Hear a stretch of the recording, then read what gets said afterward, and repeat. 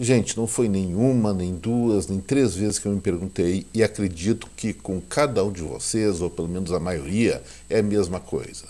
Por que o Brasil não sai desse ostracismo? Por que o nosso país não parte para o desenvolvimento? E é sobre isso, de uma maneira genérica, que nós vamos tratar no vídeo de hoje. Meu nome é Eduardo Starosta e esse é o canal Fora de Curva. Pois é, gente, eu vou começar hoje comentando a respeito de uma notícia lamentável que foi divulgada hoje, pelo menos eu vi na publicação da internet chamada Convergência Digital. A Receita Federal do Brasil aumentou os impostos, a tributação sobre softwares, programas de computador, apps, pela terceira vez esse ano. Dessa vez foi uma alta de 0% para 9,25% do imposto de importação sobre esses softwares. E o que acontece quando a gente tributa mais? Primeiro, produtos sem similaridade nacional, softwares normalmente são originais, e em segundo lugar está enchendo de impostos a geração de inteligência, a geração de tecnologia no Brasil. É lógico que o país fica para trás. Eu estou mencionando só essa questão sobre o universo dos softwares. Como eu falei, existiram duas altas anteriores ainda nesse ano de impostos em outras frentes, porque isso já basta. Estão cobrando impostos sobre produtos que geram mais valor, ou seja, estão inibindo a geração de valor aqui no Brasil. E isso aí tem suas consequências. Aí vão pensar, não, mas os outros países fazem a mesma coisa. Não, não fazem, e nós como país estamos pagando um preço muito alto por essas besteiradas que fazem em termos não só de política tributária, política educacional, enfim, praticamente todos os elementos que determinam uma competitividade maior ou menor para o nosso Brasil. Normalmente as escolhas são em qual direção? Evidentemente na direção da menor competitividade. E aí, a consequência prática disso aí, o que é? Tem um estudo que é anualmente feito pelo Instituto Internacional de Desenvolvimento Gerencial. A sigla em inglês é IMD. Podem procurar que tem muita coisa interessante que eles produzem. E esse ranking de competitividade engloba 64 países. Qual o posicionamento brasileiro agora em 2023? A nada honrosa posição de 60º lugar, ou seja, de 64 nós somos os 60. Só existem 4 paizinhos que têm competitividade menor do que a brasileira. Vai surpreender vocês saberem quais são esses países? Eu acho que não, porque já são cartas marcadas. O Brasil só ganha da África do Sul, da Mongólia, Argentina e Venezuela. Que tipo de gestão pública ou de intervenção do poder político sobre a vida do cidadão tem esses países? Praticamente toda. Isso, evidentemente, vai acabar provocando um colapso das funcionalidades, não só do setor público, mas especialmente do privado. Aí o país vai à bancarrota. Aqui no Brasil ainda nós temos muita sorte a despeito desse posicionamento, porque a nossa população ela é um pouco mais libertária, é mais criativa e normalmente procura modos de driblar essa presença ostensiva, excessiva do Estado na vida do cidadão. Mas olha só, eles pegam alguns aspectos para determinar esse ranking. Não é, não gostei da cara do Brasil, vou diminuir ele no ranking. Não, são critérios. Quais são os critérios? Performance econômica. Está em 41º lugar em 2023, melhorou em relação ao ranking de 2022 7 posições. Isso se deve a políticas econômicas mais, diríamos assim, evoluídas que aconteceram nos últimos anos, mas essencialmente foi devido ao fato do Brasil ser um grande produtor de alimentos e no período da pandemia, esse tipo de produto, para encher nossas barrigas, aumentou muito de preço e foi muito mais demandado. Tal situação deve se reverter em 2024. Eficiência governamental em 2022 estava na 61ª posição, caiu uma e ficou em 62 de 64. Não preciso dizer por quê. Como é que é a eficiência governamental aqui no Brasil? Nossos serviços públicos cobram as alíquotas, os impostos mais caros do mundo, ou quase os mais caros, mas na questão da compensação, na devolução desses serviços, a qualidade é péssima. Infraestrutura, 55º lugar, caindo 2 posições em relação a 2022. Houve alguma evolução nos últimos anos, mas não o suficiente. Os outros países evoluíram muito mais e o país, sim, tem que ter foco nessa parte de desenvolvimento infraestrutural de maneira séria. Não é fazer maquiagem, não, gente. Eficiência corporativa. Como as empresas lidam com elas mesmas ou se relacionam com outras, com o mercado. Ficou, em 2023, na 61ª posição. Caiu 9 postos em relação a 2022. Ou seja, não dá para culpar só o setor público. Nós temos idiosincrasias, nós temos maluquices também no setor privado e nós precisamos sim de uma cultura empresarial mais evoluída para poder seguir em frente, senão a estagnação continua.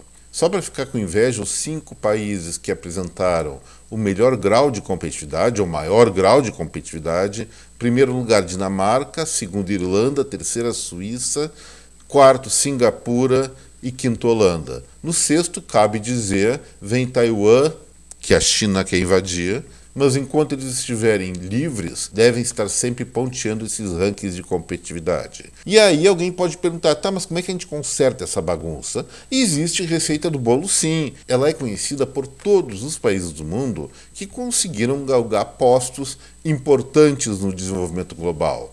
Vamos ver as receitinhas para isso? Sugeridas inclusive por quem organizou esse estudo, o Instituto de Desenvolvimento Gerencial. Primeira sugestão, reforma fiscal. Em qual sentido? Será que é pegar os impostos sobre o valor adicionado, ICMS, ISS, IPI, transformar num só, aumentar as alíquotas e cobrar todo mundo? Nada disso, isso é uma grande besteira que provavelmente vai passar no Congresso Nacional e vai piorar ainda mais a situação do brasileiro. Quando eles falam em reforma fiscal, é exatamente o que eu digo aqui no Fora de Curva. Trata-se de promover mudanças no sistema tributário que fomente a competitividade do país no mercado, não só interno, mas também internacional. Como é que se faz isso? Aumentando impostos? Nada disso, ao contrário. Reduzindo impostos, simplificando procedimentos tributários e, no campo da arrecadação, ter perspectiva que o aumento da massa do bolo econômico de um país gera mais recursos públicos no médio e longo prazo do que simplesmente cravar-lhe novos impostos, mais impostos que simplesmente acabam atrofiando empresas, profissionais liberais e a economia como um todo. Segunda sugestão é estabelecer um marco fiscal, significando isso uma condução responsável de conciliação entre gastos sociais e a responsabilidade nas contas públicas. Não adianta, gente, a não ser em casos de calamidade pública, é claro, ficar dizendo que é mais importante atender aquelas pessoas carentes do que desenvolver a economia ou de obter equilíbrio nas contas públicas. Temos que entender o seguinte: quando o Estado gasta mais do que arrecada e não tem consistência na rolagem da sua dívida pública, como é o Brasil, gera inflação ou pressiona por mais impostos, isso acaba empobrecendo a todos. Em um certo momento, por pouco tempo, há sim uma melhoria do padrão de vida das classes menos favorecidas. O negócio é o seguinte, isso dura pouco, a grana acaba e todo mundo acaba empobrecendo junto. E o terceiro ponto, que eles insistem muito, é na educação pública, mas não essa politização do ensino que vem predominando aqui no Brasil. Falando em educação, estão falando em quê? Em qualificação das pessoas, dos alunos, das crianças, adolescentes e início da fase adulta até no ensino universitário, de forma que eles sejam pessoas produtivas, competitivas e prósperas no futuro. E não se aprende isso através do ensino ideológico, e sim por meio de disciplinas pragmáticas, matemática, física, química, biologia, informática, entrando aí em várias ramificações como inteligência artificial, software, hardware e várias outras coisas que realmente geram resultado na produção, agregam valor ao que se faz. E não aprender a fazer discursos, especialmente de cartilhas que pregam ideias do século passado, pior, retrasado até século XVIII. Gente, isso é fundamental. Vamos parar de romance, vamos parar de hipocrisia, educação, e ainda mais com os recursos tecnológicos que nós temos atualmente, é necessidade, não é impossível de proporcionar isso aos brasileiros, mas parece que não está tendo muito interesse. Não sei porquê. E, finalmente, o Instituto de Desenvolvimento Gerencial insiste na questão da geração de empregos no Brasil. Mas não é fazer como a Presidência da República, o governo federal está fazendo agora, abrir 14 mil vagas para concurso público. Não é esse tipo de emprego. Isso é coisa estanque. Até como eu falei, políticas como essa podem até servir de consolo no curto prazo, mas vai acabar nos levando a enormes encrencas no médio e longo termo, ou prazo, em função do aumento do gasto público, que pressiona, como sempre pressionou, por aumento de impostos. O Brasil já paga muito impostos. A carga fiscal brasileira, como eu falei, é uma das maiores do mundo. E por conta disso, ou principalmente por conta disso, temos outras coisas a agregar, nosso país é estanque, nosso país não gera um crescimento de riqueza relevante em termos estruturados. Pode ter um espasminho de crescimento, mas a tendência sempre, desde o final dos anos 70, é que o Brasil, a nossa economia, ela evolua muito abaixo, de uma maneira muito mais pobre, muito menos dinâmica do que o resto do mundo. Estamos sendo acompanhados, sim, por aqueles países que eu citei. Não temos muito orgulho de dizer isso. Venezuela, Argentina, Mongólia e África do Sul. Então, gente, só para complementar o raciocínio, quando esse instituto fala em criação de empregos, não é esse tipo não competitivo, não é esse tipo não produtivo, e sim novas vagas a partir do aumento da produção e criação de oportunidades. Como é que se aumenta a produção e se cria oportunidades de trabalho?